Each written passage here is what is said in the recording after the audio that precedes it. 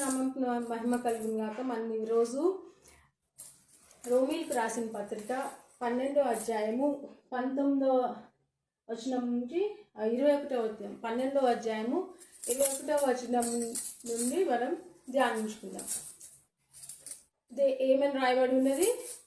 కీడు వలన జయింపబడకుండా మేలు చేత కీడుని జయించుము. అంటే అనేక మంది మనకు కీడు చేత మనని జయించేసేద్దాం, వీళ్ళకి ఎట్లయినా కీడు చేద్దాం అని మన దగ్గరికి మంచిగా ఫ్రెండ్లీగా మన దగ్గర కలిసి ఉంటారు. కొంతమంది అట్లా ఉంటారు అన్నమాట.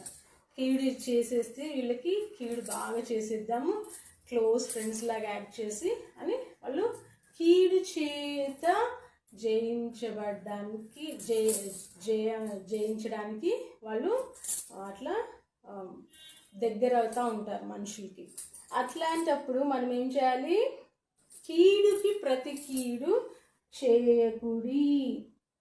ఇక్కడ రోమీలు 12:17 వచనంలో ఏమని రాయబడింది? కీడుకి ప్రతి కీడు.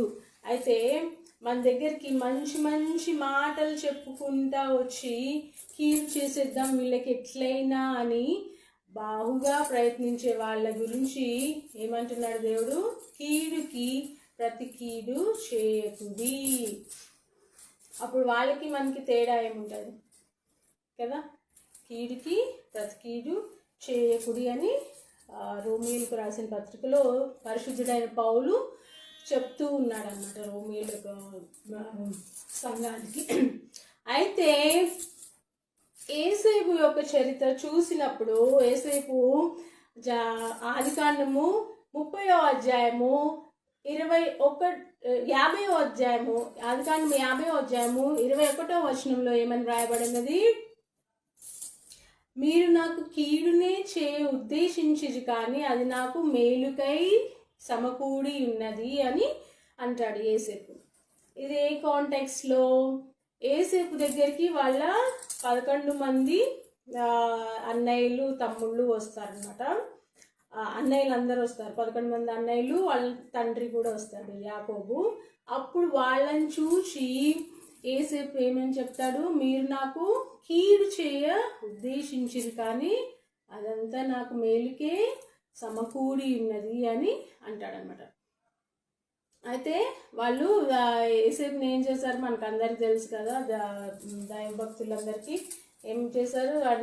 అతన్ని తీసుకుపోయి ఒక గోతిలో పడేసి మళ్ళీ ఒక పని మనిషిగా వాడిని మార్చేసి పాపం అట్లా ఎవరికి అమ్మేసి అలాగూ అతను ఈజిప్టు దేశం దాకా కొనిపోబడ్డాడనమాట. అప్పుడు వాళ్ళు ఏమనుకుని ఉంటారు వాళ్ళ అన్నయ్యలందరూ? వీడికి మనం చాలా కీడు చేసేసాం, ఇంకా వాడు డెవలప్ అవ్వలేడు అనుకుని ఉంటాడు. కానీ ఇక్కడ ఏం చెప్తున్నాడు? మీరు నాకు కీడు చేయ ఉద్దేశించారు కానీ అది అంతయు నా మేలుకే సమకూడి ఉన్నది అని చెప్తూ ఉన్నాడు అనమాట. తన సాక్ష్యం లాగా ఉండొచ్చు. ఓకే, అప్పుడు అలాగూ మనము యేసేపు వలె మన అక్క చెల్లెళ్ళ వల్ల, మన బంధుమిత్రాదుల వల్ల మనకి చక్కటి చెలికత్తెలాగా పక్కనే అంటుకొనే ఉండే 24 గంటలు ఉంటారు కొంతమంది. వాళ్ళకి ఏం చేసే అలవాటు? కీడు చేయడమే వాళ్ళకి అలవాటు. అది అప్పుడు మనము వాళ్ళకి కీడుకి ప్రతి కీడు చేయనే కూడదు. బైబిల్ ప్రకారం ఏంటి? కీడుకి ప్రతి కీడు చేస్తే వాళ్ళకి మనకి తేడా ఎక్కడ ఉంటుంది? వాళ్ళలాగే మనం అయిపోతాం కదా. We should show our higher greater things, we should show our poshness. Okay, shouldn't do కీడు చేయకూడదు అన్నమాట. అలాగూ రాయబడి ఉన్నది. యేసేపు నుంచి మనము ఏమని ధ్యానిద్దాము? ఎప్పుడైతే మనకి అందరు కీడు చేయాలని మన దగ్గరికి వచ్చినప్పుడు అప్పుడు యేసేపు వలె మీరు నాకు కీడు చేయ ఉద్దేశించిరు కానీ అదంతయు నాకు మేలుకే సమకూడి ఉన్నది అని చెప్పగలిగే, సాక్ష్యం చెప్పగలిగే ధన్యతను దేవుడు మనకు తప్పకుండా అనుగ్రహిస్తాడని ఈ చిన్న ధ్యానంను యేసయ్య నామంలో ముగించుకుంటున్నాను. ఆ ఇంటర్నెట్ యాప్స్ ద్వారా ఈ యొక్క ధ్యానంను అందరూ మా చుట్టాలందరికీ తెలియజేయటకు దేవుడిచ్చిన మంచి అవకాశం కొరకు దేవుని కృతజ్ఞతాస్తుతులు చెల్లించుకుంటూ దేవునికే నామముకు మహిమ కలుగును గాక.